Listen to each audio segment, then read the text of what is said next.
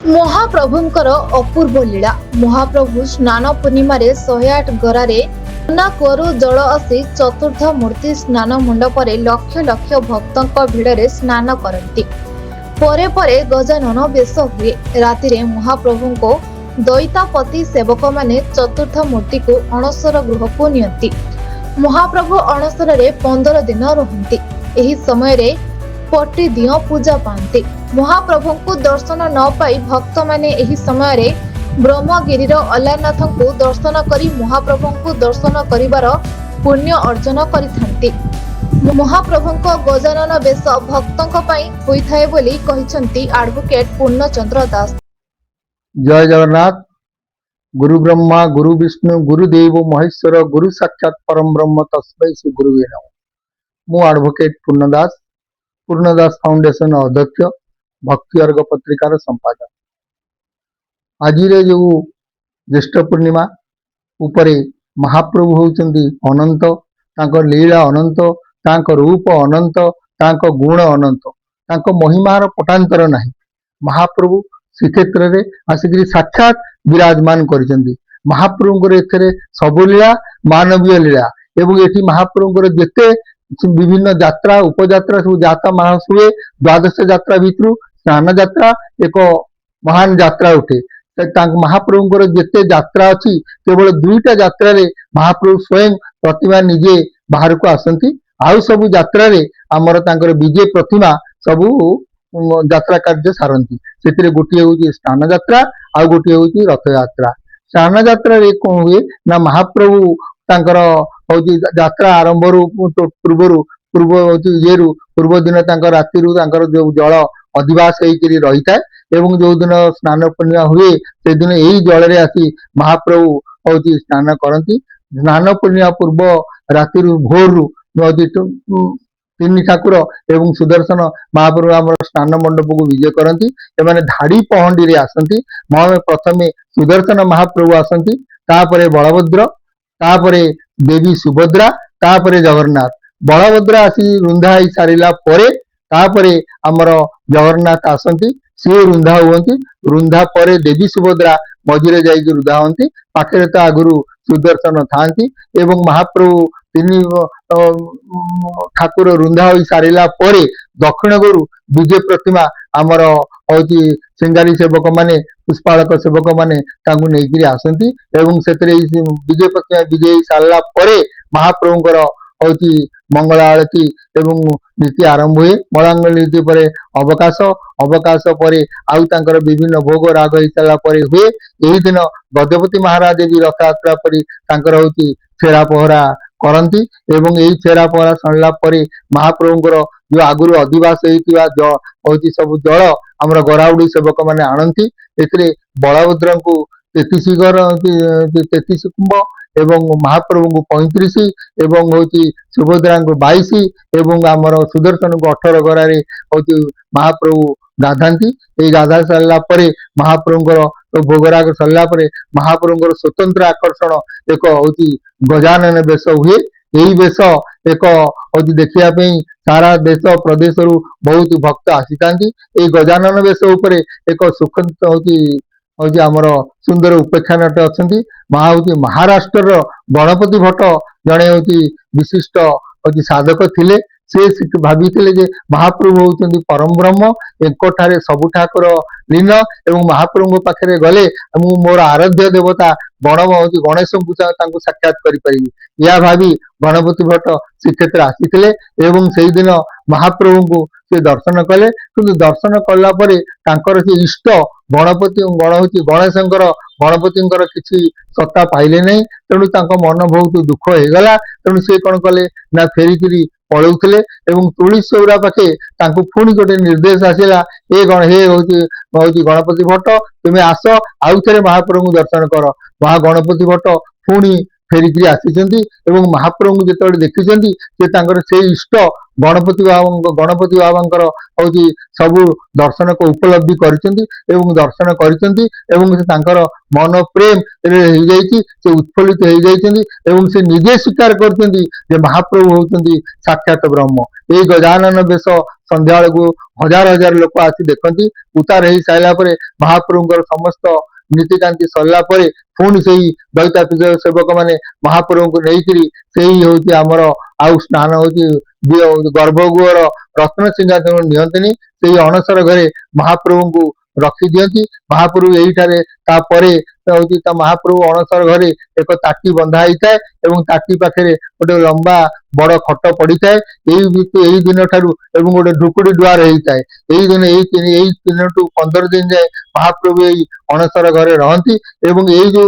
ताटी बंधा होता है आमर ताटी ठाकुर 3 जन बंधा होता हूँ दक्षिण घर विजय प्रतिमा मैंने आसिक उपस्थापन करती से ही दिन से महाप्रभु बदल विजय प्रतिमा और ताटी देवता को हूँ आम 10 अवतार मूर्ति भाव में हूँ टोटाली पूजा करा जाए महाप्रभु यही अणसर 15 दिन असुस्थ अवतार रहती दैता सेवक और पति महापुत्र माने पूजा अर्चना करती सेठारे से दिन रंगीन फूल लगे धड़ा फूल और विभिन्न हूँ फल आहार कराए पणस कदली आंब सब पुष्पार कराए किसी दिन गला पर महाप्रभु धीरे धीरे सुस्थ हुअंती पुलुरी तेल लगाती आमर तांकर औषध खाई महाप्रभु पुणी चका विजे ही पुणी सुस्थ हुअंती 15 दिन सरला 14 दिन तांकर देह पूरा सुस्थ हो सारा पर सी पुणी आमर हूँ नवदेवन बेश भक्त मान दर्शन करी सी पुणी आमर हूँ रथारूढ़ हो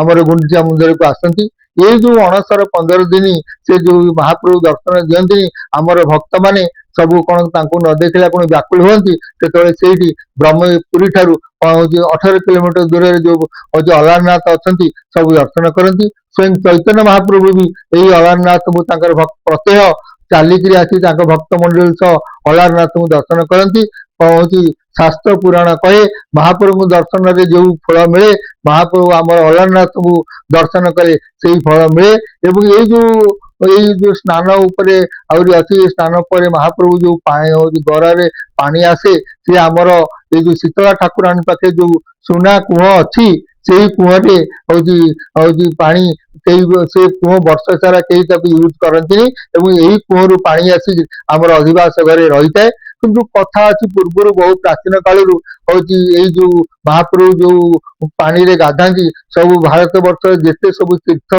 जगह अच्छी तीर्थ नई अच्छी सबुठ पानी हूँ आसी थाए से आसी से जल अधिवास घरे रही है से जल हूँ गाधाती कालक्रमे आउ सब तीर्थरू आसी पारुनी तेणु यही सुना कूपर सुना कुहू पानी आसी महाप्रभु हूँ गाधाती यही पानी को गराबुड़ सेवक मैंने गाधाती गाधे सारा पर यही पानी की नवाई समस्त भक्तवत्सल समस्त मठ समस्ते करती आउरी गोटे उल्लेख जगह महाप्रभुंर ये जो जिते विजय होकर आसती हूँ स्नान मंडप को हूँ रत्न सिंहासन 7-5 पाखे जो दुर्लभ टाहिया वेश हुए राघवदास मठ यही टाहिया हूँ दि जाए यही टाहिया प्रस्तुति अक्षय तृतीया ठारू यही मठरे आरंभ हुए ये टाहिया बड़ कमनीय यही टाहिया जो 7-5 तले 3 बाड़ ठाकुर पिंधि दियंती एते दुर्लभ एते सुंदर जे भक्त मानकर मठ हो जाए यही हाथी चाली महाप्रभु यही टाहिया वेश धरिक पिंधिक आसिक आमर अच्छे स्नान मंडप को आसती यही वेश बहुत दुर्लभ द्वादश यात्रा भितर एक यात्रा यही यात्रा बहु बहु प्राचीन कालू बहु देश देशांतर भक्त मैंने आसिक महाप्रभु देखती विशेष कथा अच्छी स्नान यात्रा दिन सबुठारे महाप्रभु हूँ घोड़नी थाए कि स्नान यात्रा खोला थाए काले इंद्र महाराज महाप्रभु को निजे वर्षा करी महाप्रभु हूँ गाधाती यही यात्रा आगुरी बहु प्राचीन काल यह काष्ठ निर्मित थिला कि परवर्ती पर्याय आमर स्नान मंडप होकर महाप्रभु एथे गाधाती महाप्रभुंर प्रत्येक यात्रा प्रत्येक नीतिकांति सबु मनमुग्धकर एवं सबु उपलब्ध महाप्रभु होती अवतारी ठारे सबु अवतार जन्म तेणु महाप्रभु पाखे जिते अवतार अच्छी से तरह सबू नीतिकांति हुए जपर राम जन्म कृष्ण जन्म नृसिंह जन्म बामन जन्म सबु जन्म महाप्रभु कराए से अवतार ठाकुर पूजा हुए जन्म नीति हुए से सब पालित हुए महाप्रभु अनंत लीला अनंत रूप अनंत सारा विश्व जिते ठाकुर अच्छा सबुठारे समय अच्छी କିନ୍ତୁ ନୀତି ନାହିଁ। ମହାପ୍ରଭୁ ଏହିପରି ଗୋଟିଏ ଠାକୁର ଯୋଉଠି ଏଠି ନୀତି ଅଛି। ଗୋଟେ ନୀତି ସରିଲେ ଆର ନୀତି ହବା ଅନିବାର୍ଯ୍ୟ। ସମୟ ହେଇଗଲାଣି ବୋଲି ନୀତି ଆଡେଇ ଦେବା ଏହା ହଉଛି କେବେ ହେଇନାହିଁ। ମହାପ୍ରଭୁ ତେଣୁ ଏଠି ସ୍ୱତନ୍ତ୍ର ଭାବରେ ମାନବୀୟ ଲୀଳା ଟୋଟାଲି ବି କରୁଛନ୍ତି ଏବଂ ଭାରତ ବର୍ଷରେ ଯେତେ ଦେବା ଦେବୀ ଅଛନ୍ତି ସବୁ ପୁରୁଣା ହେଇଗଲା ପରେ ଗୋଟେ ନୂତନ ମୂର୍ତ୍ତି ବିରାଜମାନ କରନ୍ତି। କିନ୍ତୁ ମହାପ୍ରଭୁ ତାଙ୍କର ବ୍ରହ୍ମ ଓ ଅନାଦି କାଳରୁ କେବଳ ଘଟ ପରିବର୍ତ୍ତନ ମଣିଷ ମରିଗଲେ ଯେମିତି ଆତ୍ମା ଅମର, ସେହିପରି ମହାପ୍ରଭୁଙ୍କର ବ୍ରହ୍ମ ସେହିପରି ଅମର। ସେ ମହାପ୍ରଭୁ ତାଙ୍କର ବ୍ରହ୍ମ କେବଳ ପରିବର୍ତ୍ତନ ହୁଏ। ମହାପ୍ରଭୁ ଶ୍ରୀକ୍ଷେତ୍ରରେ ବିରାଜମାନ କରି ସାରା ବିଶ୍ୱବାସୀ ଯୋଉ ଆନନ୍ଦ ଓ ଉତ୍ସାହ ଦେଇଛନ୍ତି, କଥା ଉଠେ ମହାପ୍ରଭୁ କଣ? ଉତ୍ତର ଆସେ ମହାପ୍ରଭୁ ଏକ ଆକର୍ଷଣ। ବିଶ୍ୱର କୋଟି କୋଟି ଜୀବ ଧାଇଁ ଆସୁଛନ୍ତି କେବଳ ମହାପ୍ରଭୁଙ୍କୁ ଦର୍ଶନ ପାଇଁ। ଦର୍ଶନର ଫଳାଫଳ କଣ? ନା କେବଳ ଆନନ୍ଦ ପାଆନ୍ତି। କାରଣ ମହାପ୍ରଭୁ ଦିଅନ୍ତି ଆନନ୍ଦ, ପାଆନ୍ତି ଆନନ୍ଦ, ଜୀବ ପାଏ ଆନନ୍ଦ, ଦିଏ ଆନନ୍ଦ। କାରଣ ମହାପ୍ରଭୁ ହଉଛନ୍ତି ଭକ୍ତ ପ୍ରିୟ ମାଧବ, ସେବକ ପ୍ରିୟ ମାଧବ। ମହାପ୍ରଭୁ ତାଙ୍କର ଭକ୍ତ ସେବକ ବିନା ବଞ୍ଚି ପାରିବେ ନାହିଁ। ସେ ଯେତେ ନାଚଣା ତାଞ୍ଚଣା ପାଆନ୍ତୁ ପଛେ, କିନ୍ତୁ ମହାପ୍ରଭୁ ଭକ୍ତଙ୍କୁ ଦେବାକୁ ଆଗ୍ରହ। ବହୁ ଭକ୍ତ ଯୋଉମାନେ ମନ୍ଦିର ଭିତରେ ପ୍ରବେଶ କରିପାରନ୍ତି ନାହିଁ, ତାଙ୍କୁ ମହାପ୍ରଭୁ ନିଜେ ପଳେଇ ଆସନ୍ତି ଯେ ତାଙ୍କର ଭକ୍ତମାନଙ୍କୁ ଦେବାକୁ ପାଇଁ। ମହାପ୍ରଭୁଙ୍କର ପ୍ରତ୍ୟେକ ଅନୁଭୂତି, ପ୍ରତ୍ୟେକ ଉପଲବ୍ଧି କେବଳ ଯିଏ ଅନୁଭବୀ ବର୍ଣ୍ଣନା କରିପାରିବ, ଏକୁ ସମସ୍ତେ କରିପାରିବେ ନାହିଁ। କୁହା ହଉଛି ସାଧାରଣ ମହାପ୍ରଭୁଙ୍କୁ ପ୍ରତିବର୍ଷ ପ୍ରତିଦିନ ଲକ୍ଷ ଲକ୍ଷ ହଉଛି ଭକ୍ତ ପଳେଇ ଆସୁଛନ୍ତି। କୁଆଡୁ ଏତେ ଆସୁଛନ୍ତି କହିବାର କଥା ନାହିଁ। ଆମର ଏଠି ଗୋଟେ ବିବାହ ଉତ୍ସବ ହେଲେ ପ୍ରତ୍ୟେକକୁ ଏତେ କୁସାମତ ଏତେ କଲେ ବି ଯାଉନାହାନ୍ତି, କିନ୍ତୁ ମହାପ୍ରଭୁଙ୍କୁ ଦର୍ଶନ କରିବା ପାଇଁକା କୋଉ ଦେଶାନ୍ତରୁ ବହୁତ ପଇସା ଖର୍ଚ୍ଚ କରି ଏତେ ଧାଡିରେ ରହି ଘଣ୍ଟା ଘଣ୍ଟା ରହି ମହାପ୍ରଭୁଙ୍କୁ କେବଳ ଦର୍ଶନ କରି ଯାଉଛନ୍ତି ଏବଂ ଦର୍ଶନ କରି ସାରିଲା ପରେ ସେ ଯୋଉ ଆନନ୍ଦ ପାଉଛନ୍ତି, ତାଙ୍କର ସେ ଅଭୁଲା ଆନନ୍ଦ ଜୀବନରେ ଭୁଲି ପାରୁନାହାନ୍ତି। ତ ମହାପ୍ରଭୁ ଅନନ୍ତ, ତାଙ୍କର ରୂପ ଅନନ୍ତ, ତାଙ୍କର ଗୁଣ ଅନନ୍ତ ଏବଂ ମହାପ୍ରଭୁ ଦିଅନ୍ତି ଆନନ୍ଦ, ପାଆନ୍ତି ଆନନ୍ଦ। ଜୟ ଜଗନ୍ନାଥ, ଜୟ ଜଗନ୍ନାଥ, ଜୟ ଜଗନ୍ନାଥ। ପୁରାଣ କଥା ଅନୁସାରେ ମହାରାଷ୍ଟ୍ରର ଗଣେଶ ଭକ୍ତ ଗଣପତି ଭଟ୍ଟ ମହାପ୍ରଭୁଙ୍କ ସ୍ନାନ ପୂର୍ଣ୍ଣିମାରେ ମହାପ୍ରଭୁଙ୍କୁ ଦର୍ଶନ କରିବା ପାଇଁ ଆସିଥିଲେ। କିନ୍ତୁ ସେ ମହାପ୍ରଭୁଙ୍କୁ ଦର୍ଶନ କରିଲେ, କିନ୍ତୁ ମହାପ୍ରଭୁଙ୍କୁ ଗଜାନନ ବେଶରେ ଦେଖିବାକୁ ନ ପାଇ ମନ ଦୁଃଖରେ ଚାଲି ଯାଇଥିଲେ। ମହାପ୍ରଭୁ ଭକ୍ତଙ୍କ ମନକୁ ଜାଣିପାରନ୍ତି, ତେଣୁ ଗଣପତି ଭଟ୍ଟ ମନ ଦୁଃଖରେ ଫେରି ତୁଳସୀ ଚଉରାଠାରେ ହୋଇଥିବା ବେଳେ ମହାପ୍ରଭୁଙ୍କ ସ୍ୱପ୍ନାଦେଶ ହୋଇଥିଲା। ଗଣପତି ଭଟ୍ଟ ସେହିଠାରୁ ଫେରି ଆସି ସ୍ନାନ ମଣ୍ଡପରେ ମହାପ୍ରଭୁଙ୍କ ଗଜାନନ ବେଶ ଦର୍ଶନ କରି ଆନନ୍ଦିତ ହୋଇଥିଲେ। ସେବେଠାରୁ ସ୍ନାନ ମଣ୍ଡପରେ ମହାପ୍ରଭୁଙ୍କ ଗଜାନନ ବେଶ ହୋଇ ଆସୁଛି। ପୁରୀରୁ ରମେଶଙ୍କ ରିପୋର୍ଟ, ବ୍ଲାକ୍ ନ୍ୟୁଜ୍ ଓଡ଼ିଆ।